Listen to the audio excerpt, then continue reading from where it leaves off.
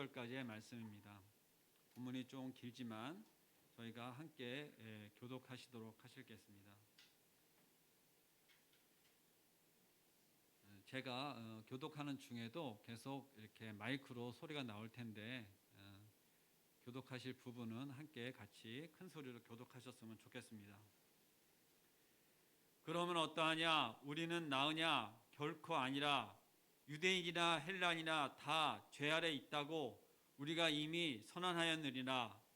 기록된 바 의인은 없나니 하나도 없으며 깨닫는 자도 없고 하나님을 찾는 자도 없고 다 치우쳐 함께 무익하게 되고 선을 행하는 자도 없나니 하나도 없도다.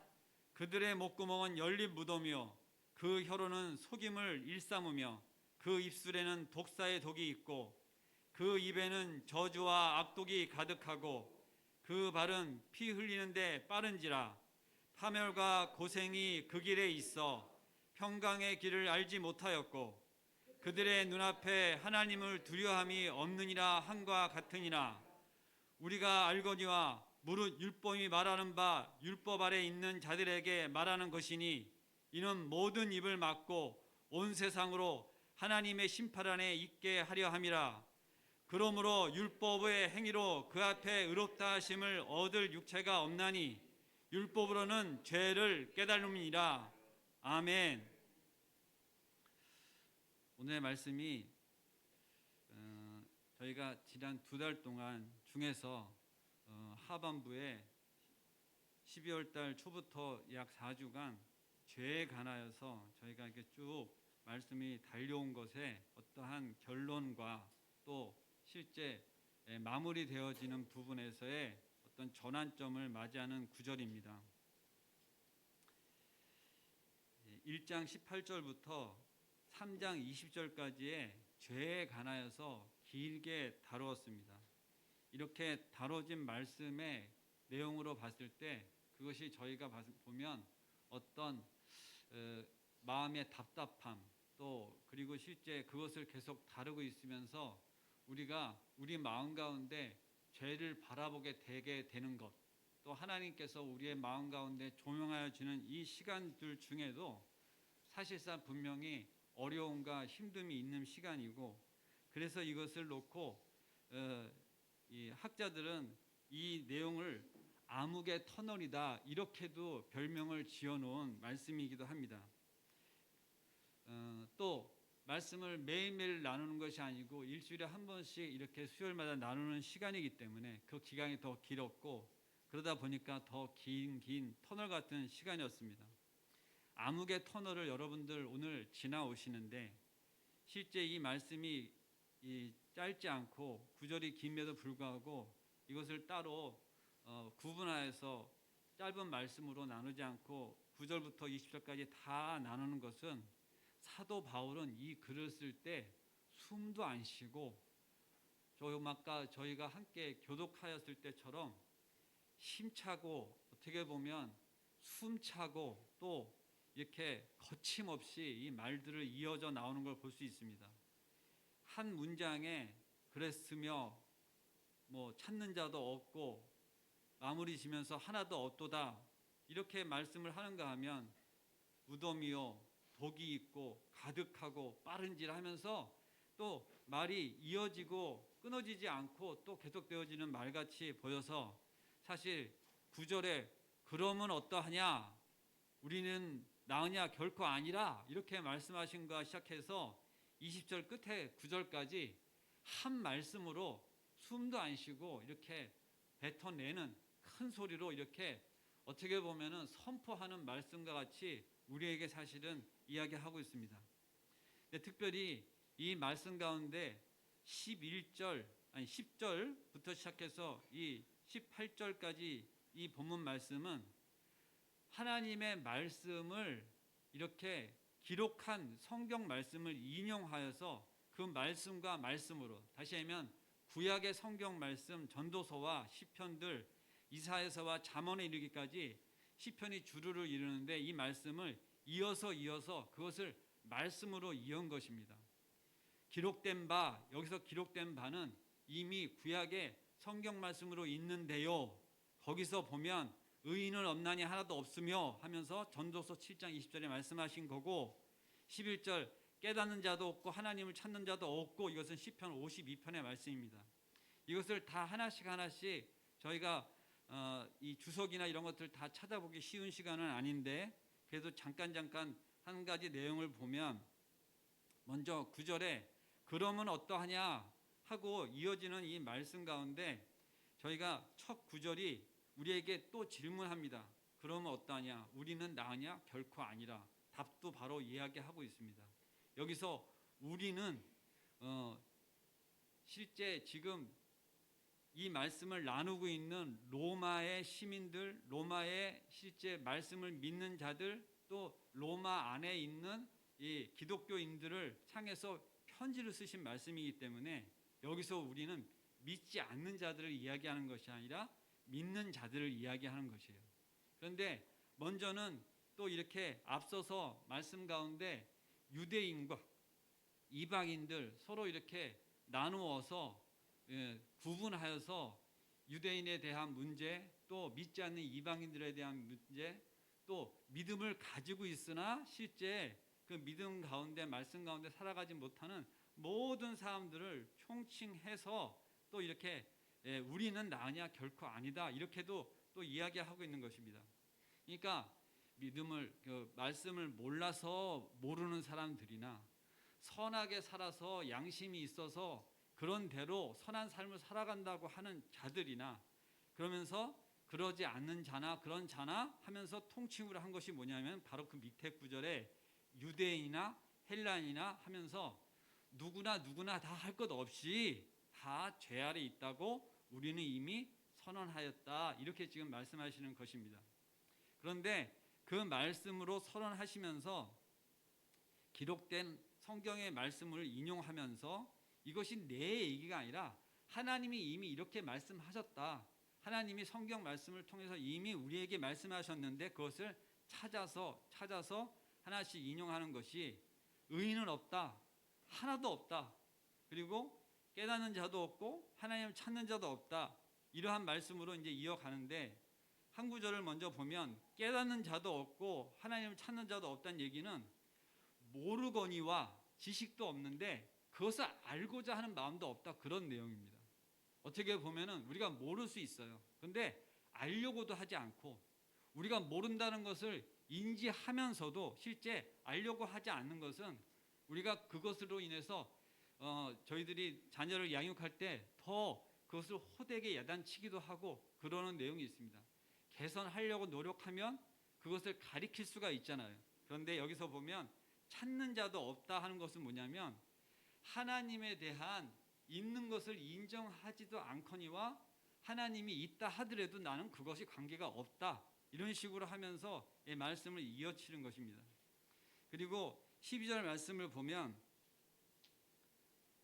다 치우쳐, 이렇게 이 말씀을 보면 어떤 무게중심이 한쪽으로 쏠려 있는 듯한 그런 우리가 문구로 생각할 수 있는데, 사실은 이 내용을 보면 어떤 떠난 상태, 어디로부터 원래 가야 될 길에서 어떤 지나간, 떠나버린, 가버린 그런 것을 의미하는 것이고, 실제로 보면은 위치해야 될 곳에서 멀어져 버린, 또 가야 될 길에서 떠나버린, 이런 내용으로 이제 보실 수 있습니다.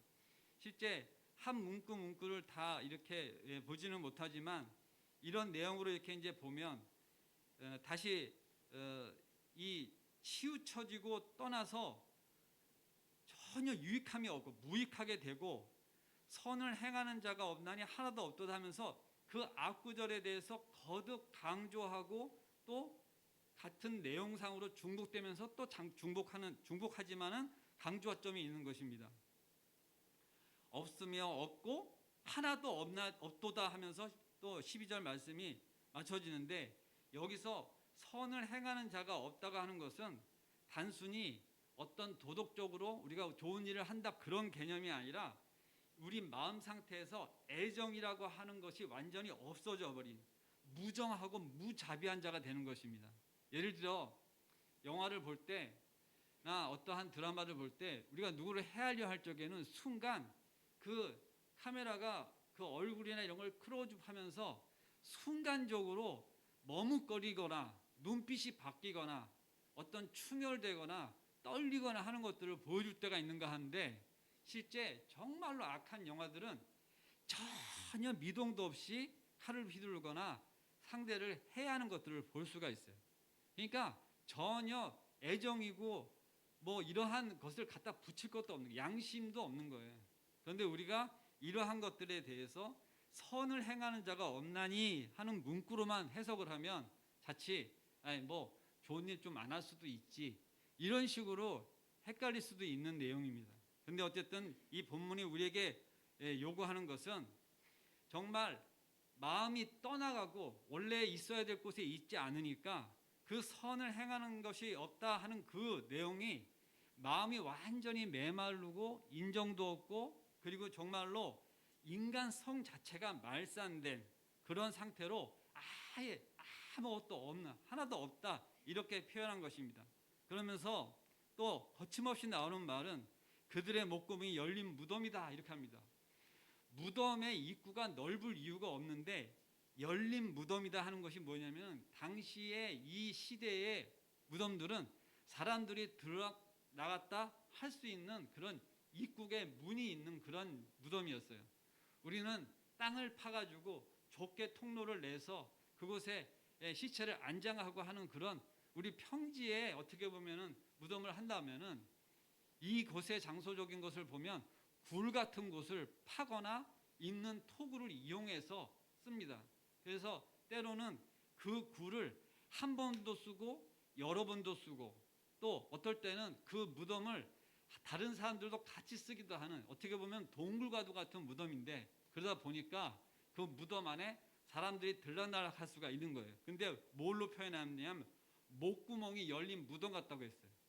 그런데 무덤에서 나올 것이 뭐가 좋겠습니까?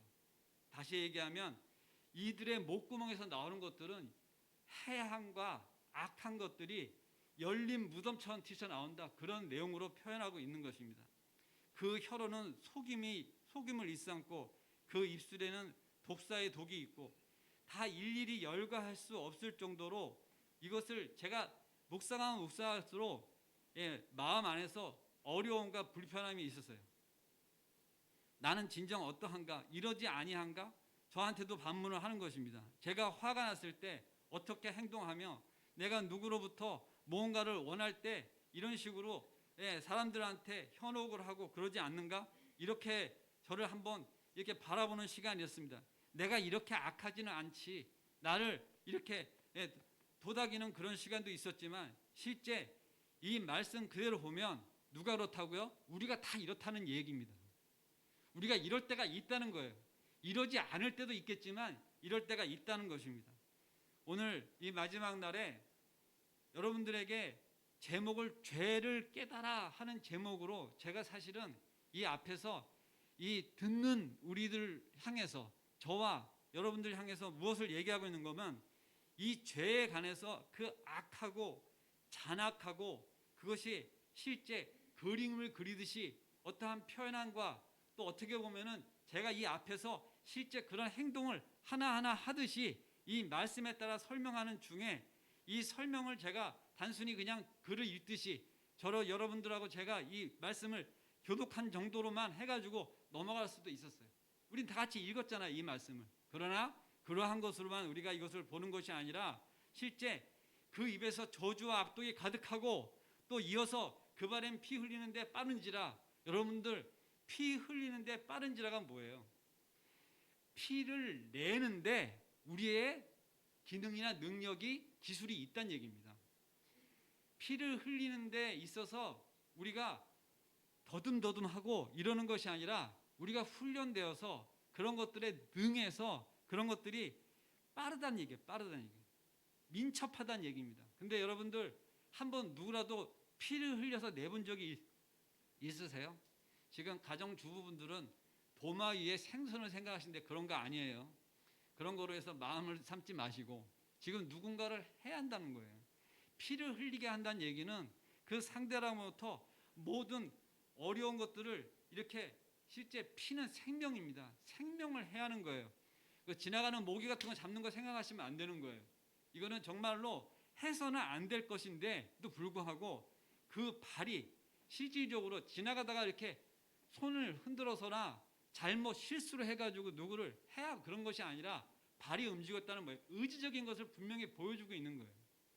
내가 이것을 하기 위해서 손으로만 이렇게 움직이는 것이 아니라 발도 빠르다. 그러면은 온 몸이 다 반응하여서 실제 한 행동을 얘기하는 것입니다. 그런데 바로 이어서 16절 말씀을 보면 파멸과 고생이 그 길에 있어 이렇게 나옵니다. 그렇게 하는 행동들 가운데 뭐가 있다고요? 파멸과 고생이 그 길에 있어. 이 그 길에 있어는 앞으로 실제 그런 사람들에게 행해지는 어떠한 내용들이 파멸과 고생이라고 하는 것이 앞에 이미 펼쳐져 있다. 그 길로 가다 보면 그러한 것들이 이제 그에게 닥칠 것이다 이거예요. 그러다 보니까 17절 평강의 길을 알지 못하였고 라고 하는데, 이 평강의 길이라고 하는 것은 실제 주님이 주시는 평안, 이것을 이야기합니다. 이렇다 보니까 주님이 주시고 하나님이 우리에게 주시는 평안을 알 수가 없죠.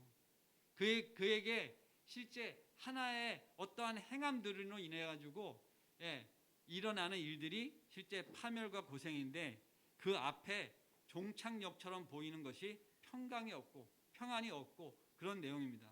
그런데 그들의 눈앞에 하나님을 두려움이 없느니라 한것 같으니라 하면서 실제 그 기록된 바에 가지고 나온 말씀 가운데 이 18절까지 그 시편과 전도서와 이사야와 잠언을 이용하여서 말씀으로 이어진 이 부분이 실제 보면은 어떻게 끝나냐면 하나님을 두려움이 없다고 나옵니다. 사실 이 말씀이 가장 두려운 말씀입니다. 우리가 어떠한 것 앞에서 어떠한 것을 바라보고 있느냐 하는 것을 놓고 볼 때 우리는 기본적으로 사람 가운데 주신 양심이 있어요.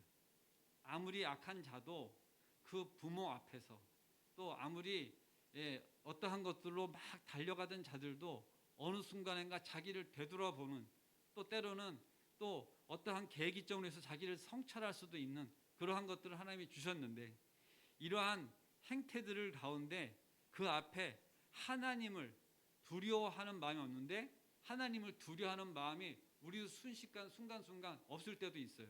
그런데 여기 지금 뭐라고 나오냐면 그들의 눈앞에 보이는 하나님 앞에서도 두려움이 없다는 거예요. 여러분, 우리는 지금 하나님이 여기 딱 나타나셨어요. 그러면 어떻게 하시겠어요? 그 경외함과 그러한 마음으로 우리의 자세가 어떠지겠어요? 분명히 뭔가 달라질 것입니다. 가만히 있을 수가 없지요. 그런데 이러한 자들은 이러한 중에 눈앞에 하나님이 나타나도 뭐가 없다고요? 두려움이 없는 거예요. 한마디로 얘기하면 배는 게 없는 겁니다. 우리가 배는 게 없다고 얘기할 때 가끔 있어요. 나 가만히 건들지 마. 나 배는 게 없어. 막 이렇게 얘기할 때가 뭐냐면, 배는 게 없다고 하는 그 한국에서 가끔 우리가 어떤 사람들과 막말을 주고받고 막 그럴 때, 나는 열받으면 배는 게 없어. 나는 뭐 어떻게 되는 상황에서는 배는 게 없어. 이런 얘기할 때 이 배는 게 없다는 것이 머릿속에 잠깐 스쳤어요. 여러분도 혹시 어떨 때 배는 게 없어지나요? 각자에게 한번 물어보세요. 나는 어떨 때 배는 게 그러시는 일이 없으시죠, 다들? 이렇게 성정이 다들 평안하시고 좋으시고 하셔서 그러실 줄 없는 줄 알았습니다. 근데 여기에는 말씀 그대로 보면 눈앞에 하나님을 두려움이 없느니라. 안 보이는 하나님도 아니고 하나님이 나타나도, 그러니 얼마나 이 상태가 악한 상태겠어요. 그러니 볼 것도 없죠. 하나님께 심판받을 수밖에 없는 거죠. 근데 우리가 어떻게 해야 되겠어요? 그러지 않아야 되겠죠. 저는 이 말씀을 할 때 이런 생각이 났어요. 십자가에 예수님이 못을 박히셨는데 그 옆에 강도죄를 져서 같이 십자가에 달린 자가 있었어요. 근데 그 자가 예수님께 청하였어요.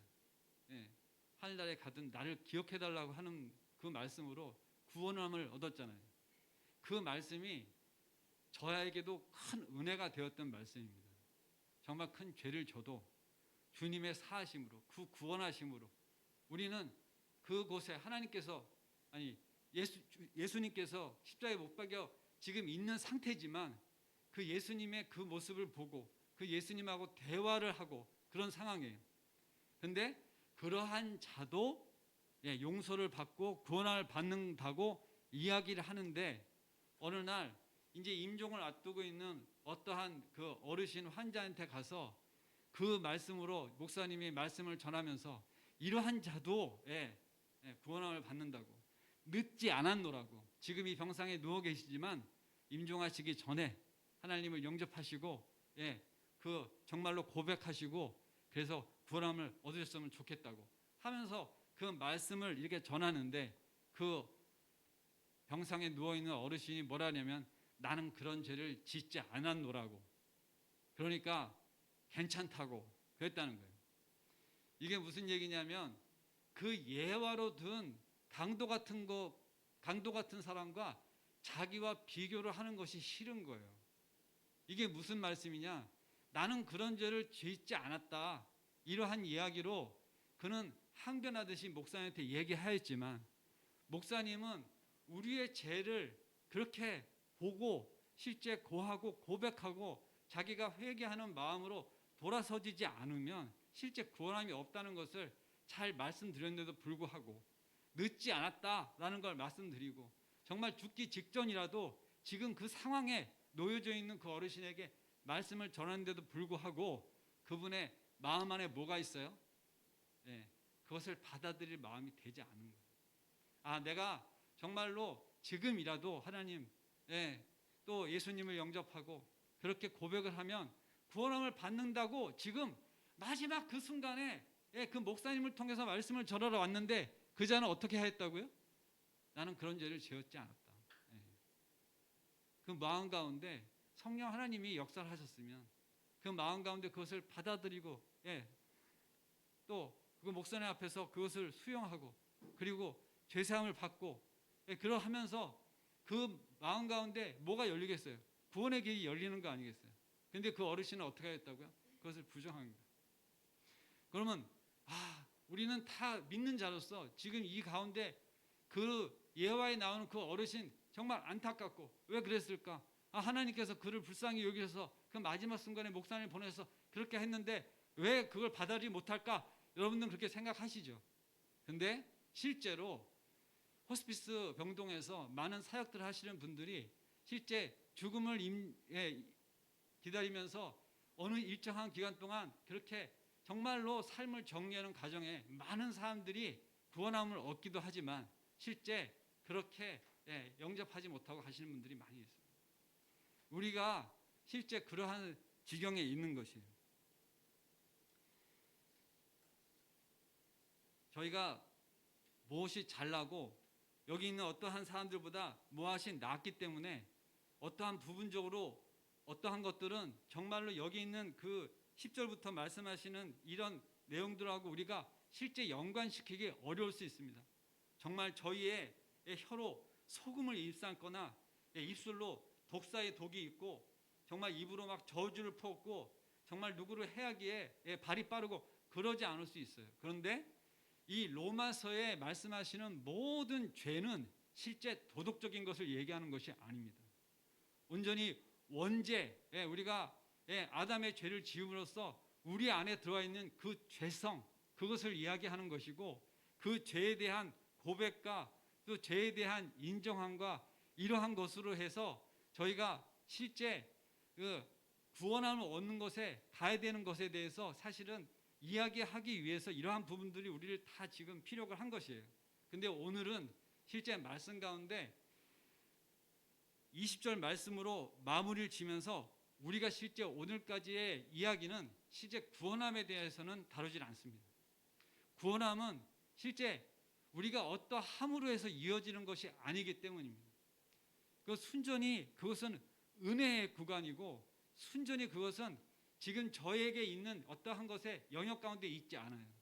그렇게 되어진 것은 좀 전에 제가 말씀드린 어떠한 강도 만든 자가 그 주님을 맞이함으로 주님을 그때 그 자리에서 정말 행해 주시는 그 주님의 말씀의 은혜에 사실은 그 이 영역 가운데 있었기 때문에 그 십자가상에 매달려 있는 그 강도는 구원함을 얻은 겁니다. 그 강도가 한 행위는 아무것도 없어요. 예, 그냥 바랄 뿐이었어요. 바랄 수 없는 중에 바란 것이죠. 받을 수 없는 중에 받은 것이죠. 그러니까 그것을 은혜라고 하는 것이죠. 그런데 그 은혜 가운데 놓여져 있는 어떠한 환자는 내가 예전에 어떤 도덕적인 것들, 내가 예전에 했던 어떤 좋은 일들, 내가 행했던 어떠한 것들 가운데 그 가족들이 있던 그 목사님 앞에서 나의 어떠한 것들을 사실상 생각하면서 내가 무슨 죄를 얼마나 졌다고 강도하고 나를 비교를 해 하는 마음이 여기서 쑥 올라온 거예요. 근데 우리는 강도보다 나을 게 없다는 것을 지금 얘기합니다. 실제 그러면 어떠하냐? 9절에 우리는 나으냐? 결코 아니다는 거예요. 실제 우리가 살아가면서 겉으로의 모습으로 그러한 가운데 많이 살아갑니다. 선한 척, 착한 척 그렇게 삽니다. 내 마음을 감추고 하는 어떠한 행동들 중에 실제 그런 것들이 많이 있어요. 근데 오늘의 이 말씀이 그렇게 우리를 지금 어떻게 보면 논증을 하면서 질문을 하고 답변을 하면서 계속 우리 가운데 어떤 것이 있냐면은 어떻게 보면은 삿대질 하듯이 또 우리를 실제 가리키듯이 우리에게 지금 비수를 막 이렇게 꽂듯이 사실은 아픈 곳을 찌르듯이 사실은 말씀하고 있는 건 사실입니다. 근데 우리가 어떠한 것이냐? 그 말씀 앞에, 그 찔림 앞에 우리가 어떻게 반응하느냐 하는 것은 지금 각자의 몫입니다. 여기에 모든 어떠한 것들로 표현하는 그 대상들의 어떤 말씀들이 우리를 전체를 다 모아서 이야기하는 것 같지만 실제 19절에 보면 모든 입을 막고 온 세상으로 하나님의 심판을 있게 하려 함이라. 여기서 이 말씀 가운데 이 헬라어적인 어떠한 해석을 보면 각자의 회개가 중요하다고 이야기합니다. 우린 여기 지금 이곳 가운데 예배 드리는 사람은 한 예배를 드리고 있어요. 그런데 실제 우리의 심판은 각자에게 임하는 것이에요. 교회가 좋은 교회다. 예, 우리가 좋은 말씀을 듣고 있고 하나님 말씀 가운데 우리가 살아가는 것처럼 알고 그런 착각 속에서 실제 나는 괜찮은 성도야 그렇게 생각할 수 있어요. 그런데 분명히 말씀은 그렇지 않고 심판은 각자에게 임한다고 합니다. 모두를 죄인이라고 이야기를 하지만 실제 심판은 각자의 몫인 거예요. 그리고 그 시점이 다 달라요. 우리의 끝날이 다 달라요. 그래서 우리는 오늘 갈지 내일 갈지 모르는 상황에 여기 서 있는 저도 지금 목이 막 이렇게 막 이렇게 소리를 내어서 사실은 막 이렇게 말씀을 드리고 있는 저도 제가 분명한 것은 다르지 않은 상황에서 사실 이 말씀을 나누고 있는 겁니다. 제가 이 말씀 가운데도 나눴지만 신학 공부를 많이 했다고 천만의 말씀입니다. 말씀을 많이 한다고 해서 선하냐? 그렇지 않다고 분명히 얘기했어요. 여기 유대인들은 이 모세오경을 달달 외우는 사람들이에요. 그러다 보니까 그들을 상대로 해서 지금 10절부터 이 18절까지 그 말씀들을 하나씩 하나씩 다 이렇게 거론한 것은 그 말씀들이 어디 있는지 다 알아듣는 자들에게 팍팍팍 꺼내가지고 대입을 하는 거예요. 그러니까 그런 자들이나 말씀을 모르는 자들이나 다 마찬가지란 얘기죠. 그렇기 때문에 우리가 어느 시점까지 정말 어느 날까지냐 끝날까지 어느 때까지 나는 이만큼 했으니까 잘했겠지 이런 생각하시면 안 돼요. 끝날까지 우리는 계속 하나님을 바라봐야 돼요. 어느 정말 교회를 열심히 다니는 어느 권사님이 70년 80년을 교회 다녔는데 믿지 않는 남편이 그랬대요. 맨날 그 성경책을 왜 가져가냐고. 지금 이만큼 됐으면 이제 외우지 않았겠냐고 그랬다고 합니다. 한 50년 들고 다니면 다 외우시죠. 예, 그러면 안 들고 다니는 거죠. 오늘 성경책 안 갖고 오신 분이 있죠. 예, 근데 여기 성경책 비치해 놓으셨기 때문에 안 가져오시는데 그걸 제가 지적하려고 하는 게 아니라 누군가 옆에서 그렇게 비아냥 거린다는 거예요. 그러면 예배를 드리는 횟수로 따지면 새벽 기도부터 모든 예배를 다 섬기는 목사님, 사모님 이러신 분들은 다른 분들 외울 정도가 아니라 이제는 다 정말로 다른 수준에 있는 거 아니겠어요, 그죠? 근데 그러한 것으로 가름할 수 없다고 하는 겁니다. 그러니 말씀을 볼수록 어떻다고요? 고개를 더 숙여야 되고 더 겸손할 수 없는 것이죠. 왜냐하면 말씀대로 살지를 못하니까. 말씀을 많이 알수록 내가 율법 아래서 실제 그렇게 행하지 못한다고 하는 것을 시인할 수밖에 없는 거죠. 그러니까 겸손할 수밖에 없는데 사실상 그러지 못하기 때문에 요즘 세상 가운데 이렇게 많이 지탄을 받고 있습니다. 제가 오늘 준비한 중에는 요즘의 행태들에 대해서도 좀 이야기하려고 했는데 그것은 오늘 못할 것 같고요. 이제 마무리를 이제 저 나가겠습니다. 잠깐만 죄송합니다.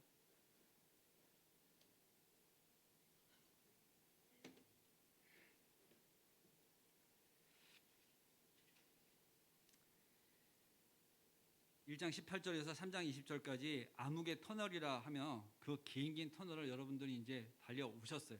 오늘 이제 (3장 20절로) 해가지고 전환점을 맞이했습니다. 다음 주는 기대하셔도 좋습니다. 죄에 대해서 분명한 것은 오늘처럼 이렇게 적나라하게 나누지 않을 수 있어요. 그것이 성경 본문에 있기 때문에 그렇습니다. 혹시 기회가 되시면 다음 주에 말씀하실 것들이 어느 정도 될 건지 한번 읽어보시면 좋으실 것 같아요. 같이 지금까지 말씀을 저희가 1장부터 지금까지 왔던 말씀을 다시 한번 쭉 묵상을 하셔도 좋으실 것 같습니다. 분명한 어조가 바뀌고 있습니다. 그리고 그 죄에서 벌써 있는 기쁨의 소식이 지금 전해지고 있어요. 제가 오늘 제 입에서 정말로 막 이렇게 이제는 뭐가 오셨어요, 어떠한 것이 되었어요 하고 이렇게 막 말씀을 나누고 싶은데 그러지 않기로 제가 오늘 작정하고 왔어요. 왜냐하면 그것은 다음 주에 해야 될 말씀이기 때문에 제가 지금 계속 아주 절제하고 이렇게 지금 있는 것이에요. 그런데 중요한 것은 그러한 것에 대해서 우리가 어떠한 마음으로 그것을 바라보고 기다리느냐 하는 것이에요. 여러분들 혹시 마라나타 주 예수에 오시옵소서 하고 찬양을 막 하시면서 지금 내가 그러면 지금 가랴 라고 주님이 이렇게 말씀하실 때 네 지금 오세요 그러시는 분들 마음속으로 한번 손 한번 들어보세요. 근데 아니요, 하루만 있다가 제가 정리할 게 있어요. 아니면 한 달이요, 아니면은 뭐 2주요. 각자에게 세상을 정리할 시간이 좀 필요할 수 있잖아요. 그죠? 아닌가요? 저는 뭐 어쨌든 하루든 이틀이든 가지고 안 될 것 같아요. 제가 좀 이렇게 행동이 느려가지고 준비할 게 좀 많을 수도 있어요.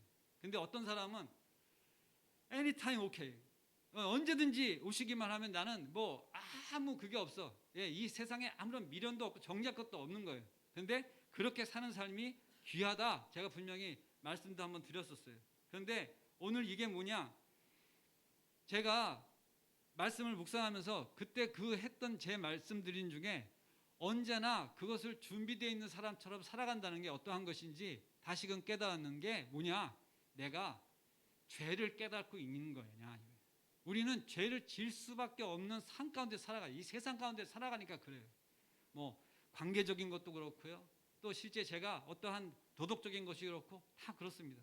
근데 그런 중에 내가 어떠한 것으로 인해서 실제 이것이 언제든지 오시옵소서, 정말로 이 3장 20절 이후에 그것에 대해서 내가 받아들임에 대해서 생각을 해봤을 때 나는 그러면 준비가 되어 있느냐, 나는 그러면 언제든지 가능한 사람이냐 라고 봤을 때 그렇지 못하는 것을 제가 봤을 때 저도 이 우리가 오늘 말씀 나누는 이 10절부터 시작해서 18절까지 나누는 이 어떠한 이 말씀, 우리의 악함에 대해서 구체적으로 막 열거하는 것 중에 저도 순간순간 배는 게 없을 때가 있고, 저도 순간순간 어떤 상황에서 어떠한 부분을 건드리면 저도 반응을 어떻게 하냐면 악함이 바로바로 나올 수 있는 그런 성품을 갖고 있는 것이에요. 저에게 어떠한 면으로 들이대는 것이 실질적으로 저의 이 아킬레스 건들이 건드려지는 것입니다. 그러면은 어떠한 것으로 실제 저희는 그것에 대해서 안정감, 또 실제 저희를 보호하고 실제 이 구원함에 우리가 마음을 갖고 있느냐, 가져갈 수 있느냐 하는 것이에요. 그런데 우리의 어떠한 율법적으로 무엇을 지키고 있느냐, 그러한 것들로는 전혀 해결함을 받을 수가 없고, 우리가 무엇을 지키고 무엇을 행하고 그것으로 해서 누군가로부터 어떠한 권위로부터 그것을 인정받는 것도 아무 의미가 없고, 무엇이냐, 예수 그리스도가 나를 위해서 십자가를 지시고 돌아가심으로 그것을 구원함을 받았다고 하는 거예요. 누군가가 나를 대신해서 그 죄값을 다 치르지 않았으면 우리는 구원함을 받을 수 없다는 것이 결론이에요. 그런데 그 말씀을 오늘 이렇게 지금 하는 것이 아니라 오늘 말씀 이후 이 시간부터 또 그걸 해 가야 되는데 제가 절제하지 못했어요. 그 얘기를 안 할래야 안 할 수가 없는 거예요. 그럼 제가 속이 터져가지고 집에 못 갈 것 같아서 지금 말씀을 드리는 거예요. 여러분들, 나의 죄나 내 죄성, 내가 해결받을 수 없는 것에 대해서 정말로 방법이 없어. 이 성경 말씀에 지금 이 끝절까지 우리가 다 읽으면서 계속해서 무엇을 말씀하냐면 방법이 있냐 없냐, 그러면 해결점이 무엇이냐, 어떻게 하면 되느냐 하는 것으로 지금 치닫고 있다가 사실 이 본문 말씀에는 해결점이 없었어요. 다음 구절에 다음 본문 말씀 가운데 그것이 나오기 시작을 해요. 그런데 저는 그것을 참지 못하고 오늘 무엇을 12월 마지막 수요 기도회 끝나면서 우리 마음 가운데 저는 이 말씀을 드리지 않고 집에 갈 수가 없었다, 그 말씀을 드리는 겁니다. 정말 할렐루야고 감사한 것이에요. 우리가 주님을 안다고 이야기하고 우리에게 찾아오신 주님으로 말미암아 우리가 십자가에 그 돌아가신 그 예수님 이로 인해서 우리의 죄를 사함을 받고 그 구속함을 받았다는 것이 정말로 나에게 있어서 나는 그러지 않아도 뭐 괜찮아 이렇게 얘기할 수 없는 자가 되어진 것에 대해서 저는 감사한 거예요. 여러분들 다 마찬가지시죠? 우리는 정말로 죄에 대해서 정말로 낱낱이 아주 그 깊은 것까지 다 묵상하지 않아도 되긴 해요. 근데 중요한 건 뭐냐면 내가 그러한 것에 대해서 자유한 자가 아니라고 하고 실제 그 죄 아래 있고 죄를 그걸 깨닫기를 날마다 우리가 정말로 하느냐, 그것이 이 본문 말씀의 결론처럼 나져 있습니다. 제일 끝절에 보시면 그렇게 말씀이 나와져 있어요. 우리가 지금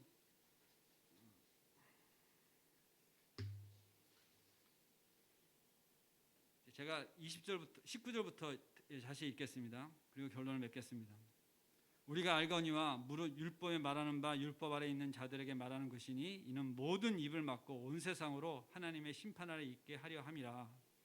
모든 입을 막고 온 세상으로 한 것은 하나의 공동체로 그것을 다 묶어서 온 세상을 이걸 다 묶어서 지금 이야기하는 것이라고 제가 아까 말씀드리며 심판은 한 사람 한 사람에게 다 해당된다고 말씀을 드렸어요.